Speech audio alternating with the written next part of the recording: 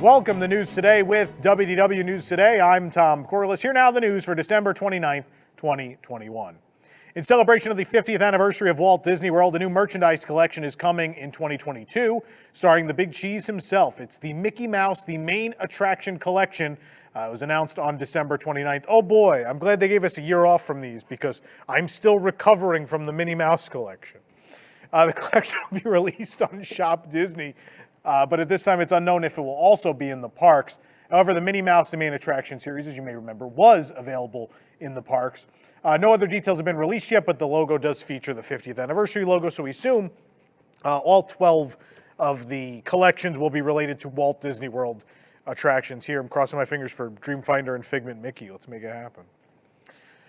Joffrey's Coffee and Tea Company has debuted a new 50th anniversary cup at their locations throughout Walt Disney World. The cup is clear with a blue wrap around the center, and the 4 park icons and the 50th logo are on the wrap. The icons are surrounded by fireworks and the silhouettes of classic Disney characters, many of which are in the Fab 50 character collection. The other side features the Joffrey's logo.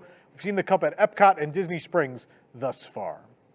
Walt Disney World has released more details about New Year's Eve celebrations at Epcot, Magic Kingdom, and Hollywood Studios. At Epcot, DJ dance parties will be held throughout World Showcase on the evening of December 31st. Harmonious will be performed at 6:30 p.m. and Cheers to the New Year, a sparkling celebration, this is something new, will begin at 11:45 p.m. Disney's Hollywood Studios will have a DJ dance party in front of the Chinese Theater to lead guests into the new year, and that's it. And at the Magic Kingdom, Fantasy in the Sky will be performed at 11:50 p.m. on both December 30th and December 31st. And Disney Enchantment will be performed on both nights at 6:30 p.m. It's worth noting, if you're going to be home for New Year's Eve or even the night before, we are going to be live streaming these fireworks shows. So join us on the evening of the 30th. We'll be at Magic Kingdom, and on New Year's Eve itself, we'll be at Epcot if you want to watch those live and ring in the new year with us. Walt Disney World Resort has adjusted its COVID-19 quarantine policy following the most recent adjustment to CDC guidelines. Following a positive COVID-19 test, cast members will now be required to isolate for 5 days instead of the previous 10. Will also be required to wear face masks for 5 days after returning to work. A new Magic Band has arrived at Walt Disney World this week, and it's inspired by the blue and green milk of the Star Wars universe. The Magic Band is black with blue milk on one end and green milk on the other. We found it in the dark room at Disney's Hollywood Studios for $29.99. Both ends taste terrible. As announced, it's a Magic Band, don't eat it. Or don't put it in your skin either, folks. Remember that? That was this year.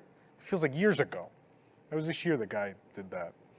As announced in May of this year, the Epcot line of the Disney Skyliner will be closing for refurbishment on January 23rd. It'll be closed until January 28th. From Sunday, January 23rd through the 28th, this Disney Skyliner line from Epcot International Gateway to Disney's Riviera Resort and to Disney's Caribbean Beach Resort will be closed. During this time, bus transportation will be provided to guests to go to Epcot, and Friendship Boat service is also available for Epcot, Hollywood Studios, the Boardwalk, and the Yacht and Beach Club resorts. Part of the old site of Primeval Whirl in Dinoland USA and Animal Kingdom has reopened as stroller parking. We originally believed it was going to be a seating area. It probably still will be at some point. They installed fans, which usually would mean you're going to stand or sit in a space for a while. But as of now, it's acting as stroller parking until the seats arrive. There weren't many strollers there when we went, but it's what it is. Disney's Typhoon Lagoon Water Park is now officially set to reopen on January 2nd, 2022. Blizzard Beach was supposed to close for its annual refurbishment the day after Christmas, but this has been pushed back to January 1st so that Walt Disney World has at least one water park open. We were expecting Typhoon Lagoon to open in December, but delays in refurbishments had pushed it back again to January 2nd. When Typhoon Lagoon reopens, there'll be some new Dole Whip and 50th anniversary treats. The Snack Shack next to Typhoon Tilly's will have new frozen dessert bar menu. Guests can mix and match different Dole Whip flavors, including mango, pineapple, lime, and raspberry. Adults can also add tequila, coconut rum, or dark rum to their custom treat. The Snack Shack will also serve new Moana-inspired Dole Whip cones, because everything at Disney World has to be Moana-related now. 50th anniversary treats will also be available throughout Typhoon Lagoon, including the iridescent ice stream cone and Walt's chili nachos. Menu changes have been announced for 2 quick service locations at Typhoon Lagoon ahead of the reopening. 4 items have been removed from the Low Tide Lou's menu: the Italian deli sandwich, the tuna sandwich with chips and grapes, the nachos with cheese, and smoked fish dip with crackers. Those were all pretty bad anyway. The shrimp Louis lettuce wrap served with chips has been added to the menu for $12.99, as has the cauliflower tabbouleh plant-based item for $8.99. There's also strawberry colada, Bezo del Sol sangria, and Copa de Vino Merlot removed. Michelob Ultra Lager was added for $8.50. Pina Colada with choice of strawberry or passion fruit swirls was added for $13. The Blue Marble Margarita or Mojito was added for $10, and the Opici Family Sangria, red or white, was added for $11. There's also the Copa de Vino Cabernet Sauvignon for $9. And all entrees have been removed from Snack Shack. It will now offer loaded nachos with Walt's chili for $11.99, and again, serving Dole Whip, including the Hey Hey Cone. You may remember that from the Magic Kingdom a few years ago, and the Montanui Island Twist for $5.29. Regular Dole Whip soft serve will be $4.99 or $11 with alcohol. And the chocolate chip cookie will still be available, but the following items have been removed. The sand pail, which is a classic of the water parks, the big ice cream sand pail. The soft serve sundae and the waffle cone are gone. The strawberry margarita has been removed, and the pina colada will now be made with Bacardi rum for $11. Also, I don't know if this is important, but Bud Light has increased from $7.75 to $8. Eric's very upset. Eric's mad about this price increase. He's taking to Twitter right now about this 25-cent price increase.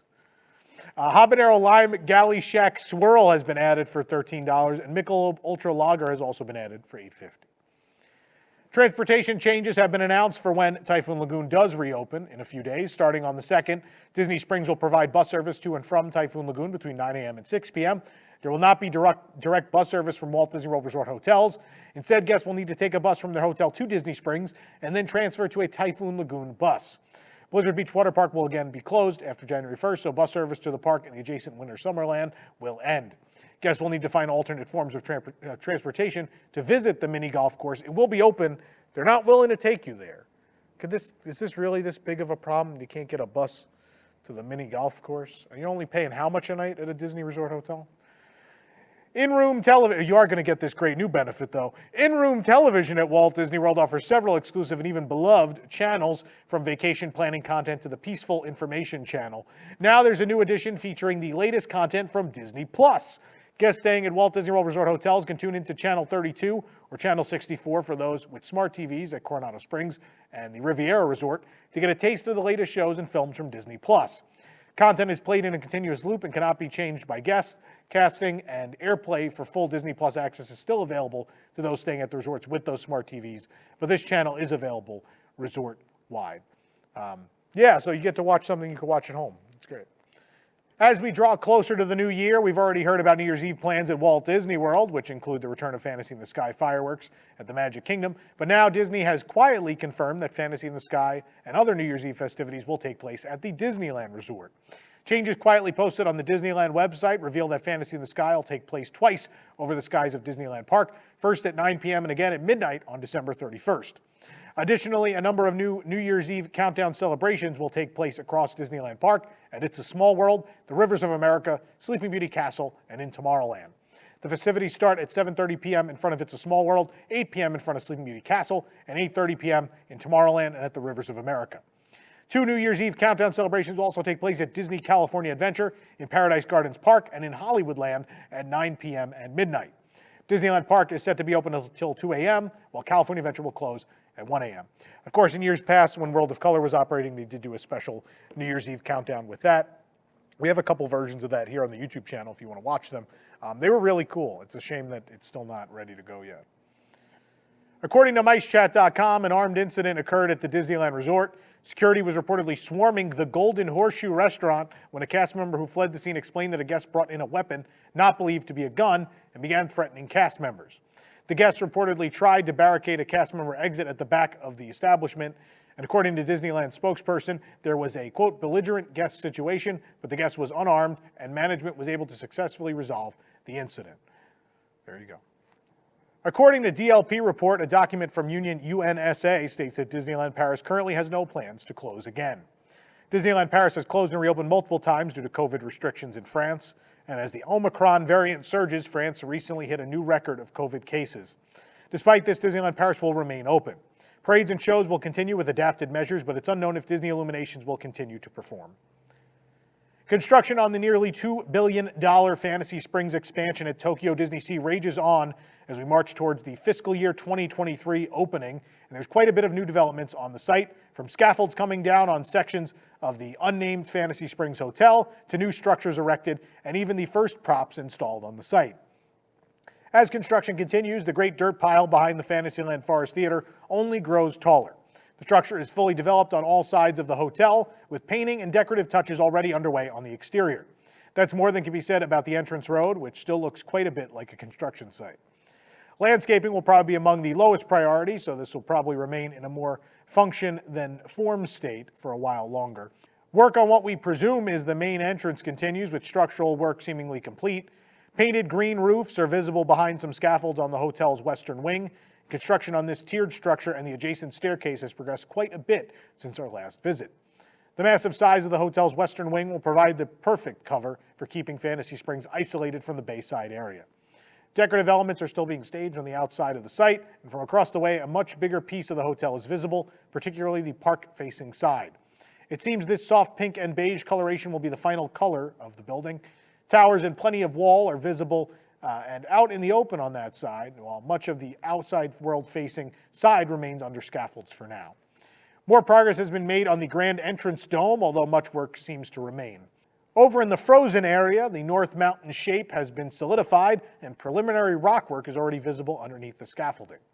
A number of structures are visible from inside most of Tokyo Disneyland, and in fact, the North Mountain seems to top out higher than the Beast's Castle. More framework has also been erected for some of the smaller structures, while rockwork is underway on the large mountain. The sheer scale of what will presumably hold the new Frozen attraction is incredible. And rockwork is also underway in the Peter Pan section. The Mountains of Neverland are visibly underway and nearing completion. Show buildings on this side have been exposed for quite a long time. Now it seems construction is focused on the structures that will support the false mountains. Meanwhile, Rapunzel's Tower is progressing quickly, a structure that will house the Snuggly Duckling as well. Just barely visible are some first props to be installed on the site, giant dandelion spores and a cornucopia that will presumably be part of the Pixie Hollow section. Steel framework for a large tree in the Rapunzel section is visible, and it appears that work on the Tangled Attraction show building is almost complete.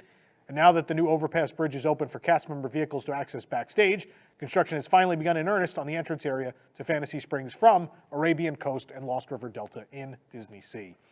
Things are starting to get exciting at the Fantasy Springs site. We can't wait to see it all open fiscal year 2023. For more information on these stories and more, head on over to WDWNT.com. This program is brought to you by our official travel agent sponsor, The Vacationeer, the engineers of your next magical vacation.